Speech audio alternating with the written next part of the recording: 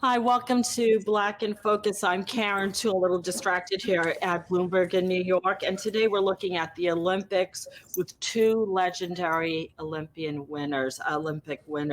We're looking at life after the games, and we have two guests. We have Scotty Pippen and Jackie Joyner-Kersee. Jackie's going to join us in a few minutes. But first, we're going to talk with Scotty Pippen. Hey, Scotty, you are in LA, so thank you for being up bright and early to talk with us today. Yes, it's my pleasure. Thank you for having me. Um, Scotty, we want to talk with you about your professional life after the games and your new business, Husk, which is a popcorn business. But first, we do have to talk about the games, I think. Uh, you were part of the Dream Team, 1992 Barcelona, and then 96 Atlanta Games, both won team gold. We're just a few hours away from the COVID delayed Summer Games 2020 opening in Tokyo. Um, I've been thinking about those athletes. You know, they're preparing for their events. On top of all of that, they have COVID. There's so much expected of athletes today, and also, frankly, sometimes their sponsors. They're expected to have opinions on political and racial and equality issues. They face so much social media pressure.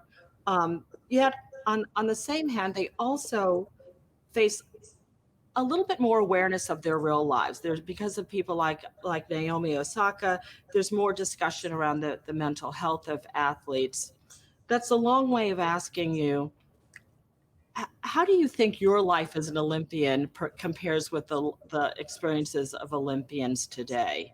Do you think it's more difficult? Can you even do you think you can even understand or relate to what the people who are going to be marching in the opening ceremonies are going through right now? Well, I think for all athletes, it's really been a big stage for them that their life is really under a radar right now, especially with social media. People have the opportunity to put news out as quick as it happens. So everything is a little more under the radar for athletes. They don't have a private life anymore, and a lot of it is because they open their lives up in that way due to social media, which is great for the fans and people who support them from a business standpoint. Uh, so I think it's a win-win to some degree. It also gives them a stage where they can speak about different issues. So I think we all are looking forward to watching the games when they open up because we've been sort of away from competitive sports for so long from a global standpoint.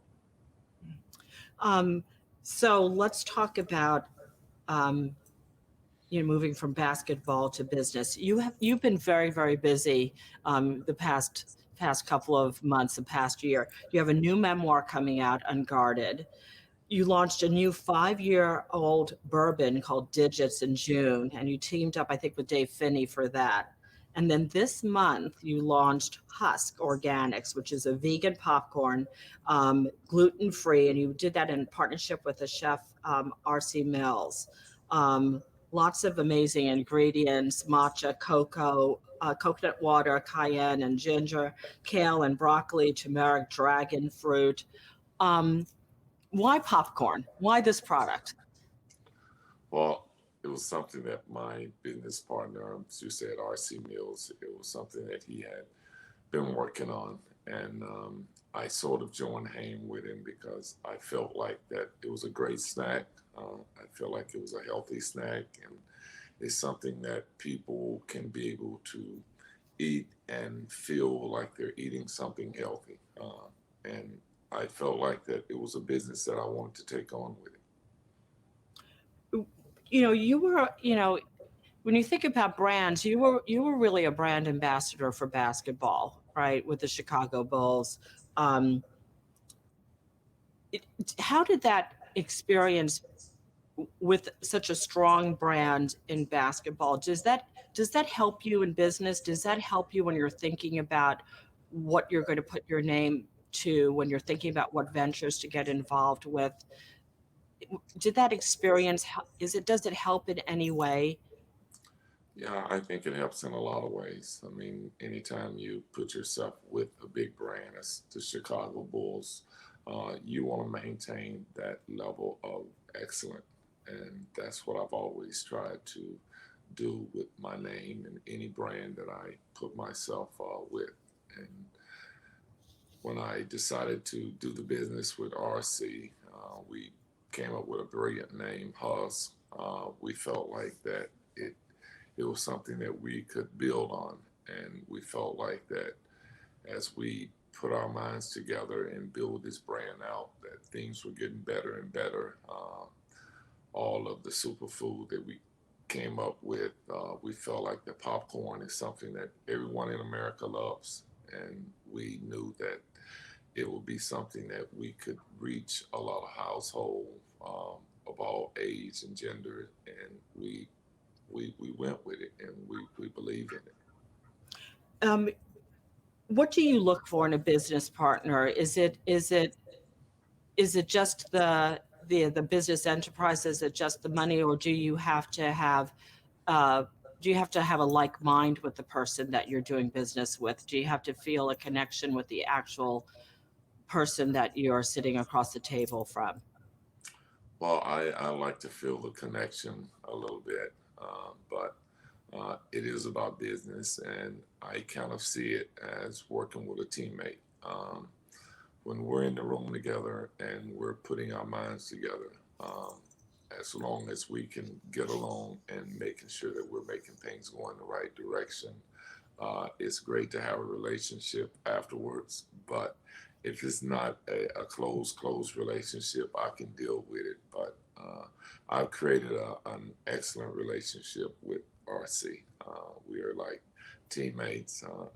Playing basketball helps to build these type of relationships and build these type of working relationships. So I like to sort of be on track with the person that I'm working with. How does Husk differ from, any other businesses that you've done in the past? Are you, at this stage in your life, are you personally leading more of a healthier, more natural lifestyle? Are you trying to be vegan? Uh, does this actually speak to more of where you are in your personal life? Is this a product that you're thinking, wow, I wish I had this, 10 years ago. I would have liked to have this in my life. So it makes sense. Well, I think it's something that I see from a lot of standpoints. It's more personal for myself, but it's to help other people too. I think people should eat healthier snacks. I'm not vegan by any means, but I do consider myself a healthy eater. Try and enjoy all types of food, so I don't cut myself short in any way, but I eat it in moderation. So, but I think the snack that we've been able to create, Husk, is going to be something that's going to be brilliant for people who want to eat healthy snacks. And how involved have you been in choosing the flavors, or in the design of the product or the packaging? Is that something that you got involved with? Is that something that you enjoy? Yeah, I've enjoyed it from start to finish. Me and RC started this pretty much from a blank sheet of paper, and just built it from there, all the way from the packaging to getting in the trademarks, everything. It's been a long journey. We had put in so much work right before the pandemic hit, and we were hoping to get it out before, but we got a little backed up with it. But we came out swinging, and we really never stopped working. We stayed focused on what we needed to do. The process slowed down a little bit, but we continued to push forward. Did you learn anything new about yourself? I mean, this sounds like you were really very hands-on, getting involved in package design, getting involved in naming, trademarking. did you learn anything new about yourself? Are you surprised at how in the weeds you got it in the design and development of this? Well, I learned how to be a better teammate. I learned how to follow and not always lead. It's been a bit of a journey learning a lot about the whole snack food business and what all goes into the process. A lot of the R&D work that we had to do to get this to the marketplace. So, and as you said, the designing of the bags and just trying to stay ahead and know what's coming down the pipeline. From picking everything from colors to the right graphics. It's been a bit of a journey, but I've enjoyed it all, and I'm glad to see it's came to life. Because it is a crowded space. The snack space is very crowded. There are a lot of products out there, and the vegan and organic spaces is becoming increasingly crowded. I'm kind of with you. I'm not personally a vegan, but I am trying to eat more healthy. Um, you know, During COVID, uh, it's been a time where a lot of people have been kind of rethinking their skills. They've been thinking about what they're doing, either because they've lost their jobs, they've lost loved ones, they're taking stock of their lives. If they're at a certain age, they're looking back at their last 20, 30 years of working and thinking, okay, what am I going to do with my next act? Um, what advice would you have for, maybe athletes who may be thinking about, maybe it's time for me to start transitioning out of sports into something new, or people watching who are looking at their skills, at their talents, and thinking, should I try this venture? Should I try to do something that's a little different? Should I try to use my skills in a different way? What advice would you have for people who, I I would encourage them to do whatever that they believe in, but be ready for the journey, the marathon. It's not going to happen overnight. It's something that you have to believe in, and there's going to be ups and downs. And as a professional athlete, I think we can all relate to the ups and downs of trying to master your craft. And you have to believe in yourself and continue to push forward and work at it. There was many days during my career where I didn't think we would ever win a championship. Playing against the Detroit Pistons, playing against the Boston Celtics, losing to those great teams. But as you believe in yourself and you continue to push forward, there's a way for you to come out on top.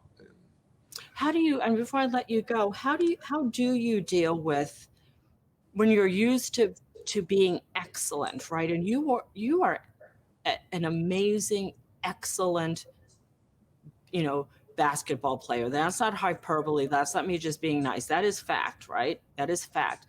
How do you go from that to trying, being bold and trying a snack product where you may not succeed? That's taking a risk. How do you find the stomach to do that? Well, thank you for your compliment first and foremost. But I think it's about believing in yourself and believing that that you're a winner, and that's what you're known for, and that's what you believe in. And to win, you have to do a little bit more. And I'm willing to go that extra mile to make sure that I'm on top. And that's where I'm at with it. And I believed in House from day one, and I will continue to believe in it.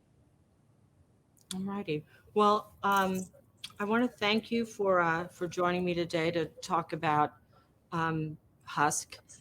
Thank you for inspiring all of us with basketball over all these years. 2 gold medals, 6 NBA championships, a father, basketball Hall of Fame, and a snack food empire in the making, I'm guessing. So, Scotty Pippen, thank you so much for joining us. Have a good rest of the day. And now we're going to Jackie Joyner-Kersee. Jackie, I hope you're there. Thanks for joining us. Thanks for having me. I'm here. Good to see you. So you're in East St. Louis. Let me just introduce you to everyone. So you competed in the 84, 88, 92, and 96 Olympic Games, right? Hope I have that right. Yes, you You got have it correct. Okay, so a little math here. You have 6 medals in the Olympics, including 3 golds. And this was amazing to me. Despite advances in training and equipment technologies, you still hold the world heptathlon record that you set 20 years ago uh, in the 1988 games in Seoul, right? And Sports Illustrated named you the greatest female athlete of the 20th century. So we were having a debate here in the studio. What is the heptathlon? What's in that? So the heptathlon is the makeup of 7 different events: the 100-meter hurdles, the high jump, the shot put, and the 200-meter. We contest those on the first day, then we come back the second day with the long jump, the javelin, and the 800 meters. Okay. And I'm not so sure. it's times that equal your times equal so many points, and your distances equal so many points, and that's how you accumulate the points and the total score. That, yeah. Um, that's remarkable that you Run, jump, throw. run, jump, throw. Okay, so we will remember that. I'm remarkable. So, we've just finished talking to Scotty Pippen. I'm going to ask you the same, same question that we started off with him. Olympics are just starting off, delayed by COVID, the summer games. These athletes are being expected to do so much these days. And their sponsors, they're expected to have an opinion on political, racial, and equality issues. They face, social media trolling. They face just social media, barrage of social media. Yet on the other hand, there baby steps more awareness of their mental health, thanks to Naomi Osaka, in great part. Can you relate at all to what these athletes, these current players now, might be facing as they approach these games? How much pressure are they under? I can't even ask you if it's fair because it just is, right? What do you think about all the athletes are expected to do now? You know, it's extremely tough, and I can relate only because I have experienced been in the arena of trying to prepare to perform at the highest level, and dealing with all type of distractions or different things that might come into your space, and trying to find balance. But when I look at today's athlete, where when I was competing, I didn't have to deal with the social media, or having a device in my hand where I can constantly get real time information. So and if I was, then I would, as I encourage the people I work with, focus on the things you can't control and not worry about the things you cannot. You are already dealing with undue pressure that you don't realize that you're under, because as an athlete, you want to go out there and to perform at your very best.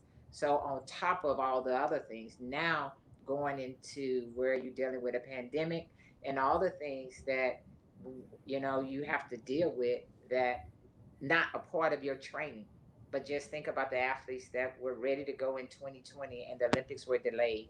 But then also when they had a shutdown, and these are Olympic hopefuls who became Olympians, didn't have a place to train, or so they have been juggling a lot. And then also just trying to find that balance with your mental health, different things that you don't really talk about, because as an athlete, if you mention anything about your mental, people think you're weak. But there is a space and a place for all of us to be able to deal with the trauma that we're dealing with. But then also, how can we escape it or have a conversation around it so we can be at ease in trying to perform at our very best and not be criticized because I'm communicating with you that I need help. It has nothing to do with how great of an athlete I am. This is something personally that I'm dealing with, that I want to be able to find a balance so I can do something that I love doing, and that's performing at the best of my ability. And so that leads me to, why I really wanted to talk with you, which is in 1988, the same year that you were taking part in your second set of Olympic Games, you founded your foundation, and I found the time of that was fascinating to me. Why did you set up your foundation, the Jackie Joyner Foundation? Why? The reason the Jackie Joyner-Kersee Foundation came into existence is because I came through a community center in East St. Louis, Illinois. And a lot of times, a lot of people that was from the community wouldn't even claim they were from East St. Louis. And when I went on to the Olympic Games in Seoul, Korea, and was able to, and I say we because I didn't do it by myself, we were able to come away with two gold medals. And for me, at those closing ceremonies, I wanted the community of East St. Louis to understand that I love them no matter how far I am. I'm always thinking about the community I grew up in. And the Jackie Joyner Kersee, Foundation came about was another way I could continue to support, you know, underserved, the development and programs where a lot of times the resources don't go into, the programs that I come up in, having a coach like Nino Fenor who struggle to try to find ways to get us to different meets, and so from those meets or from the AAU meets or the USA track and field meets at a age group level, is that your Olympians come from there. And then people become to know you when you become an Olympian, but people don't understand the struggles. So having the Jackie Joyner Kersee Center, not just from a sports perspective, but how we were able to engage. We bring people into the Jackie Joyner Kersee Center and we serve meals. They get the enrichment. We have a curriculum based off of my autobiography called JJK Winning in Life. Is around 14 different principles. We have STEM, we have agriculture, we have different partnerships, we have transportation. We try to figure out what are the barriers. So when I was coming up, I didn't have those things. We worked with the digital divide, being able to have a computer room, and when COVID hit, we were able to do uh, virtual learning to be able to help our school system and the parents and the families. So uh, for me, it's really been a blessing to be in this position, but to take what I had learned through athletics and how could I use athletics for good and being able to bring it back into a community that's underserved, in East St. Louis, Illinois. Yeah, and in 2000 you raised over $12 million to build the center, right? And it's massive. It's like, what is it, like 41,000 square feet, and there's recreation. There's a gym. I mean, That's it the sounds like gym. that's quite a space. You touched on so much. I mean, you should be doing this. I mean, you basically have done the interview already. But I really, what I find fascinating with athletes and dancers and musicians, and it's not just that I joke that I haven't exercised since the 80s, and I really haven't. Um, what what what you're able to do is, yeah, you have these physical skills that come from the heaven above, right?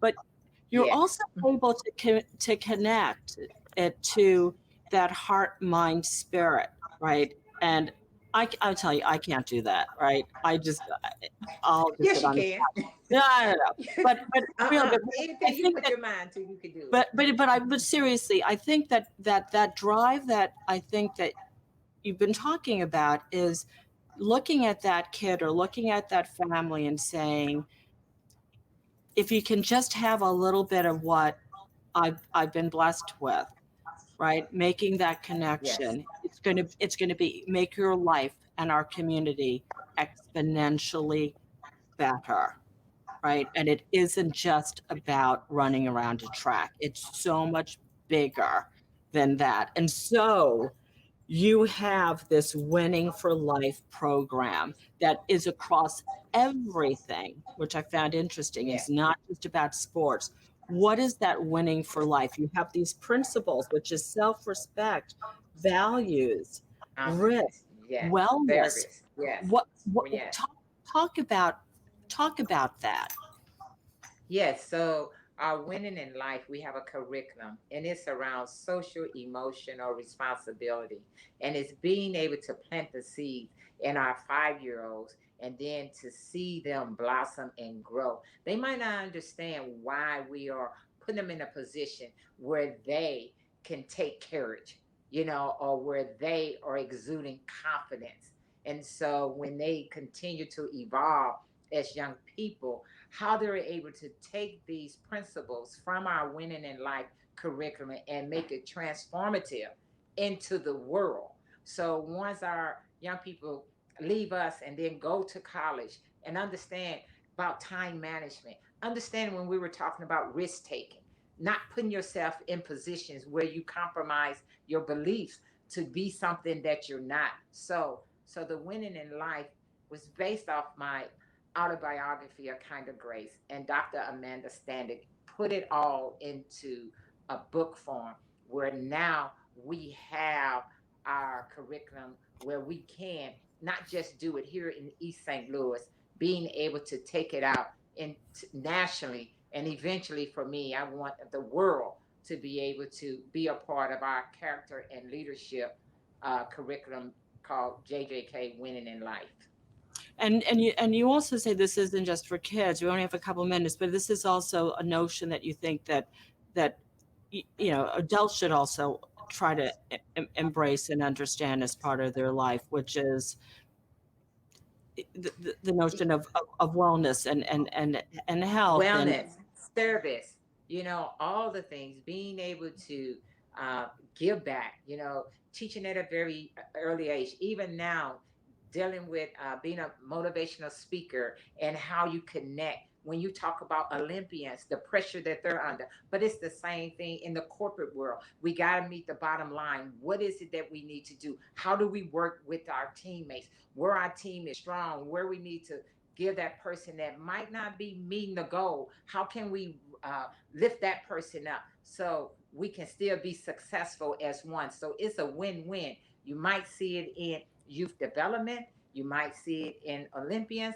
but you also would see it in the corporate world, and just a win-win across the board. And so, before I let you go, and this is the same question I asked uh, Scotty Pippen. When you look at the current, athletes, or the audience who's watching, who may be some athletes or other professionals who are looking at their careers in these COVID times of, maybe I should make a change, or maybe I should use my time or talents in a different way, or what advice would you give people who are thinking about um, doing something different, and maybe afraid of you mentioned the word risk, maybe afraid of risk, maybe afraid of good risk. Can you Right. briefly talk about that? Yes, I think the most important thing is that you have to stay true to who you are. Your passion will drive your purpose, and staying connected. Relationship building is everything. When I was thinking about doing my foundation work, it wasn't when I was thinking about retiring. I knew the value of what a community center did for me growing up. And that's the same thing I wanted to do for a generation of young people and families to believe that the impossible is probable, and that where we from should not define us, and how we can have impact and try to help. So my yes, And during these COVID times, very quickly, yes, you're back up and functioning, being compliant, etc. But it sounds like you've already had these programs in place that were helpful during these COVID times. yes, and I would like to express too that the communication is very important, even during COVID time, even with young people. Don't just allow them to text you. Tell them to call you so you can hear their voices. Because through a text you can't feel and you can't hear. You can read, but having the communication. So even those who might just be doubting themselves, pick up the phone, tell them to call you and just hear their voice for a chance to see, and you can feel their heart through that conversation you might have with them. All righty. Final word there. Jackie Joyner-Kersee, thank you so much Thank you. for talking with us today about life after the Olympics. That'll do it for this edition of Black in Focus. Next week, I believe we're going to be talking with Clint Smith, the author of How the Word is Passed, A Reckoning of Slavery Across America. But until then, I'm Karen Toulon, and this is Bloomberg. Have a good day, everyone.